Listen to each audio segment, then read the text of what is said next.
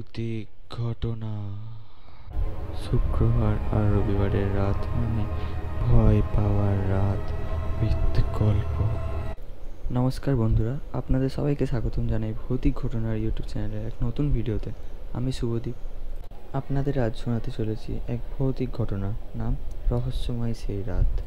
আপনারা যারা রহস্যময় সেই রাত এপিসোড 3 দেখেননি তারা দেখে আসুন, নাহলে এপিসোডটা বুঝতে পারবেন না।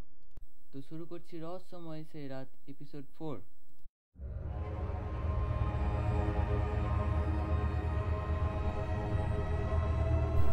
তাই ভাবলাম আমার আশা বুঝিয়ে যাত্রায় আর পূরণ হচ্ছে।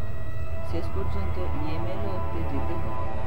ড্রাইভার অজিত সিং খুশি হয়েছে আমার এই সিদ্ধান্তের কথা শুনে। সেখানে তার এক বন্ধু থাকে, ছেলেটি ট্রান্সপোর্ট কোম্পানিতে চাকরি করে।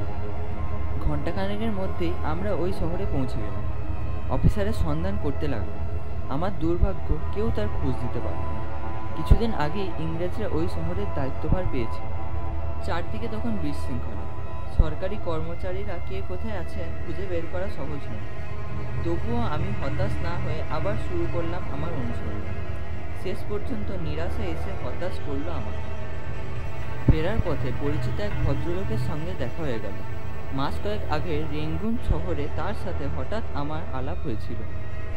আমি ভদ্রলোকের কাছে জিজ্ঞাসা করলাম, বলতে পারবেন এখানে মাথা গোঁজার একটা আস্তানা পাবো কিনা? ভদ্রলোক একটু বিব্রতভাবে জবাব দিল, মাত্র 2-4 দিন হলো এই শহরে এসেছি। আপনি কোথায় থাকবেন তা কী করে বলবো?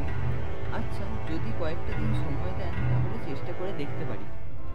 আমি ভদ্রলোককে বললাম, আরাম চাই, ঝড় বৃষ্টি থেকে মাথা বাঁচাতে হবে, এমন একটা জায়গা হলেই চলবে।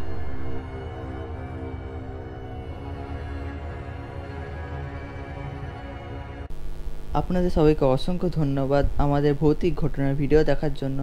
আর অবশ্যই ভিডিওটাকে লাইক, কমেন্ট, শেয়ার, সাবস্ক্রাইব করবেন। আবার দেখা হবে একটি নতুন ভিডিওতে। ধন্যবাদ।